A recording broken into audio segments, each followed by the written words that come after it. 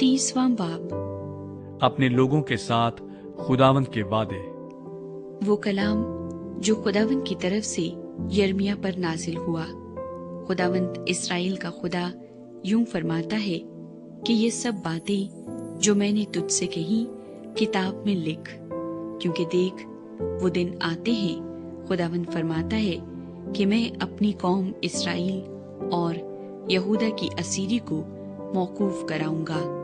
खुदावंद फरमाता है, और मैं उनको उस मुल्क में वापस लाऊंगा जो मैंने उनके बाप दादा को दिया, और वो उसके मालिक होंगे। और वो बातें जो खुदावंद ने इस्राएल और यहूदा की बाबत फरमाई ये हैं कि खुदावंद यूं फरमाता है कि हमने हड़बड़ी की आवाज सुनी, खौफ है और सलामती नहीं। अब पूछो और देखो, क्या कभी किसी मर्द को दर्द ज़े लगा? क्या सबब है कि मैं हर एक मर्द को जच्चा की मानिंद अपने हाथ कमर पर रखे देखता हूँ, और सबके चेहरे जर्द हो गए हैं। अफसोस, वो दिन बड़ा है, उसकी मिसाल नहीं। वो याकूब की मुसीबत का वक्त है, पर वो उससे रिहाई पाएगा। और उस रोज यूं होगा, रब्बुल अफ़वाज फरमाता है, कि मैं उसका जुआ तेरी गर्दन पर से तोड़ दूंगा और तेरे बंधनों को खोल डालूंगा, और बेगाने फिर तुझसे खिदमत ना कराएंगे। पर वो खुदावंद अपने खुदा की और अपने बादशाह दाऊद की, जिसे मैं उनके लिए बर्पा करूंगा, खिदमत करेंगे।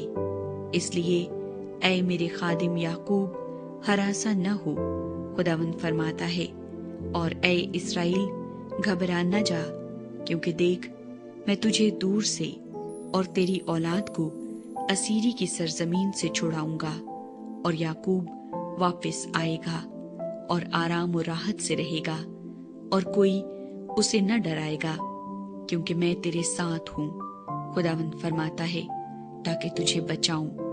अगरचे मैं सब कौमों को जिनमें मैंने तुझे तितर बितर किया तमाम कर डालूंगा, तो भी तुझे तमाम न करूंगा, बल्कि तुझे मुनासिब तंबीह करूंगा और हरगिज बेसजा न छोड़ूंगा। क्योंकि खुदावंद यूं फरमाता है कि तेरी खस्तगी ला इलाज और तेरा जख्म सख्त दर्दनाक है। तेरा हिमायती कोई नहीं जो तेरी मरहम पट्टी करे। तेरे पास कोई शिफा बख्श दवा नहीं। तेरे सब चाहने वाले तुझे भूल गए, वो तेरे तालिब नहीं है। फिल हकीकत मैंने तुझे दुश्मन की मानिंद घायल किया और संगदिल की तरह तादीब की, इसलिए कि तेरी बद किरदारी बढ़ गई और तेरे गुनाह ज्यादा हो गए। तू अपनी खस्तगी के सबब से क्यों चिल्लाती है? तेरा दर्द ला इलाज है, इसलिए कि तेरी बद किरदारी निहायत बढ़ गई और तेरे गुनाह ज्यादा हो गए।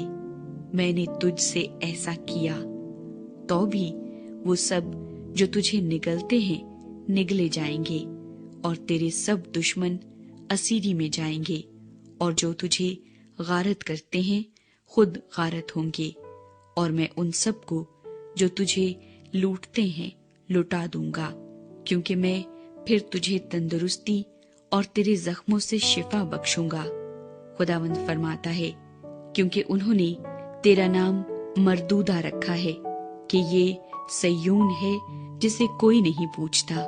खुदावंद यूं फरमाता है कि देख मैं याकूब के खैमों की असीरी को मौकूफ कराऊंगा और उसके मस्कनों पर रहमत करूंगा, और शहर अपने ही पहाड़ पर बनाया जाएगा और कसर अपने ही मकाम पर आबाद हो जाएगा, और उनमें से शुक्रगुजारी और खुशी करने वालों की आवाज आएगी, और मैं उनको अफजाइश बख्शूंगा और वो थोड़े न होंगे।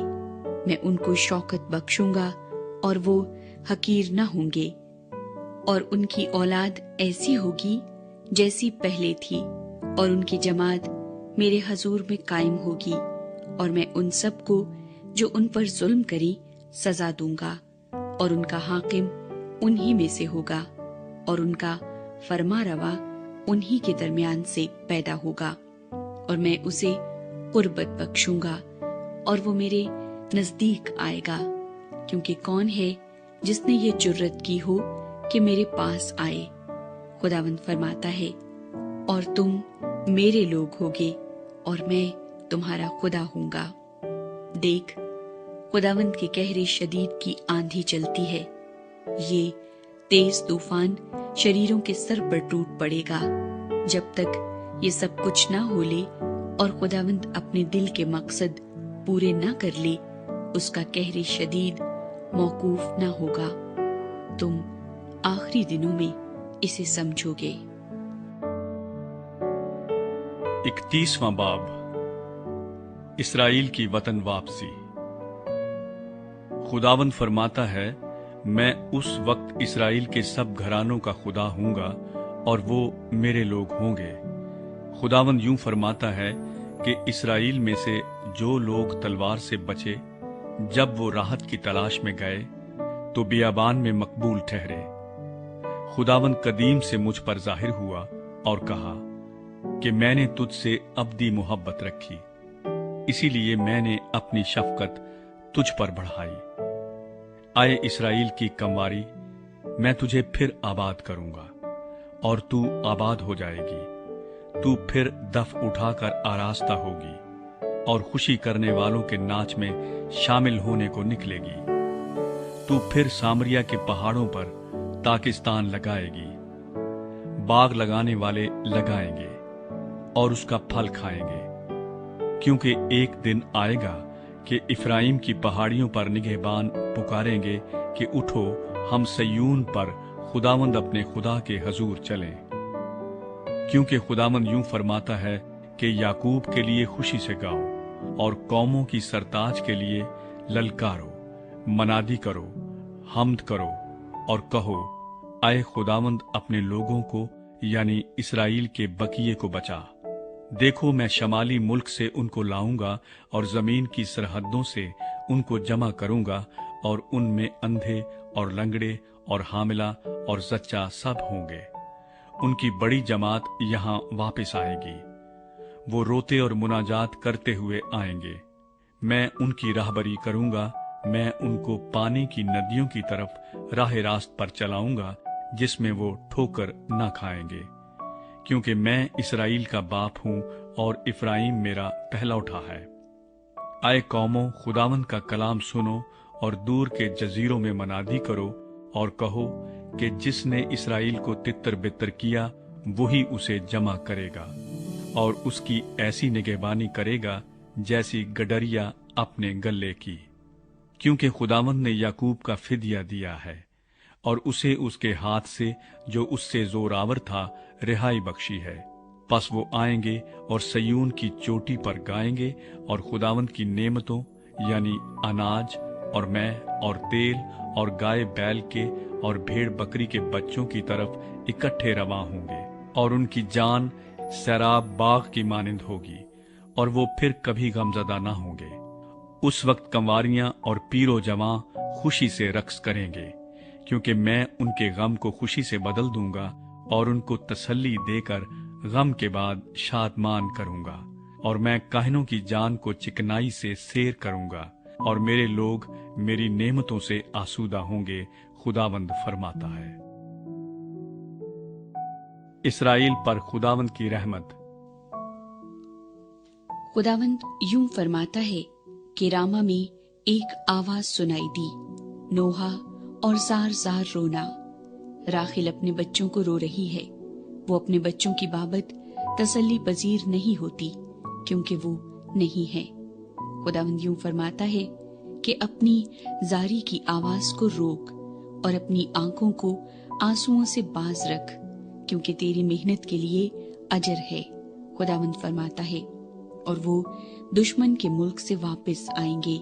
और खुदावंद फरमाता है, तेरी आकबत की बाबत उम्मीद है, क्योंकि तेरे बच्चे फिर अपनी हदूद में दाखिल होंगे। फिल हकीकत मैंने इफ्राइम को अपने आप पर यूं मातम करते सुना कि तूने मुझे तंबीह की, और मैंने उस बछड़े की मानिंद जो सुधाया नहीं गया तंबीह पाई। तू मुझे फेर तो मैं फिरूंगा, क्योंकि तू ही मेरा खुदावंद खुदा है। क्योंकि फिरने के बाद मैंने तौबा की और तरबियत पाने के बाद मैंने अपनी रान पर हाथ मारा। मैं शर्मिंदा बल्कि परेशान खातिर हुआ, इसलिए कि मैंने अपनी जवानी की मलामत उठाई थी। क्या इफ्राइम मेरा प्यारा बेटा है? क्या वो पसंदीदा फर्जंद है? क्योंकि जब जब मैं उसके खिलाफ कुछ कहता हूँ तो उसे जी जान से याद करता हूँ, इसलिए मेरा दिल उसके लिए बेताब है। मैं यकीनन उस पर रहमत करूंगा। खुदावंद फरमाता है, अपने लिए सतून खड़े कर, अपने लिए खंबे बना, उस शाहरा पर दिल लगा, हाँ उसी राह से जिससे तू गई थी वापस आ। ऐ इस्राएल की कंवारी, अपने इन शहरों में वापस आ। ऐ बरगश्ता बेटी, तू कब तक आवारा फिरेगी? क्योंकि खुदावंद ने जमीन पर एक नई चीज पैदा की है कि औरत मर्द की हिमायत करेगी। मुस्तकबिल में खुदा के लोगों की खुशहाली। रब्बुल अफ़वाज इसराइल का खुदा यूं फरमाता है कि जब मैं उनके असीरों को वापस लाऊंगा तो वो यहूदा के मुल्क और उसके शहरों में फिर यूं कहेंगे, आए सदाकत के मस्कन, आए कोहे मुकद्दस, खुदावंद तुझे बरकत बख्शे। और यहूदा और उसके सब शहर उसमें इकट्ठे सकूनत करेंगे, किसान और वो जो गल्ले लिए फिरते हैं।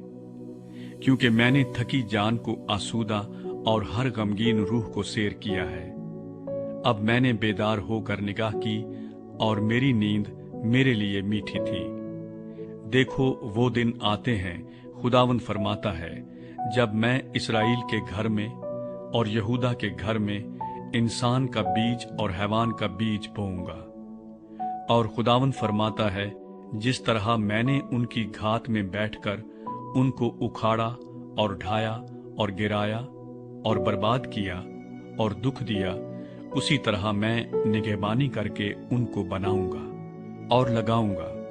उन अय्याम में फिर यूं ना कहेंगे कि बाप दादा ने कच्चे अंगूर खाए और औलाद के दांत खट्टे हो गए, क्योंकि हर एक अपनी ही बदकिरदारी के सबब से मरेगा। हर एक जो कच्चे अंगूर खाता है उसी के दांत खट्टे होंगे।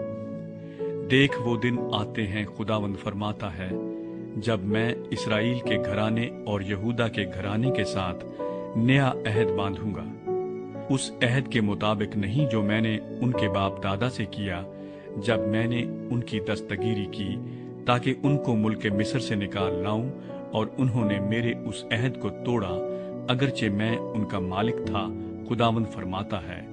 बल्कि ये वो अहद है जो मैं उन दिनों के बाद इस्राएल के घराने से बांधूंगा, खुदावंद फरमाता है। मैं अपनी शरीयत उनके बातिन में रखूंगा और उनके दिल पर उसे लिखूंगा, और मैं उनका खुदा हूंगा और वो मेरे लोग होंगे। और वो फिर अपने अपने पड़ोसी और अपने अपने भाई को ये कहकर तालीम नहीं देंगे कि खुदावंद को पहचानो, क्योंकि छोटे से बड़े तक वो सब मुझे जानेंगे, खुदावंद फरमाता है। इसलिए कि मैं उनकी बदकिरदारी को बख्श दूंगा और उनके गुनाह को याद न करूंगा। खुदावंद जिसने दिन की रोशनी के लिए सूरज को मुकर्रर किया और जिसने रात की रोशनी के लिए चांद और सितारों का निजाम कायम किया, जो समुंदर को मौजजन करता है, जिससे उसकी लहरें शोर करती हैं, यूं फरमाता है, उसका नाम रब्बुल अफ़वाज है। खुदावंद फरमाता है, अगर ये निजाम मेरे हजूर से मौकूफ हो जाए तो इस्राएल की नस्ल भी मेरे सामने से जाती रहेगी कि हमेशा तक फिर कौम ना हो।